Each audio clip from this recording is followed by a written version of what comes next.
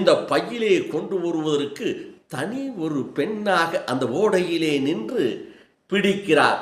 ஆண்களெல்லாம் கூட தூரே நின்று வேடிக்கை பார்க்கிறார்களே ஒழிய யாரும் உதவிக்கு வரவில்லை. துணிச்சல் துணிச்சல் சிங்க பெண்மணியாக பிடித்து அந்த ராஜநாகத்தை அந்த பையுக்குள்ளே கொண்டு வருகிறார். ஆக இன்றைக்கும் நமது இந்தியா திருநாட்டிலே பெண்களுடைய துணிச்சல் மிக்க அந்த தகிரிய பெண்மணிகள் இருக்கிறார்கள் என்பதை எடுத்துச் சொல்லும் இந்த காட்சி அமைந்திருக்கிறது.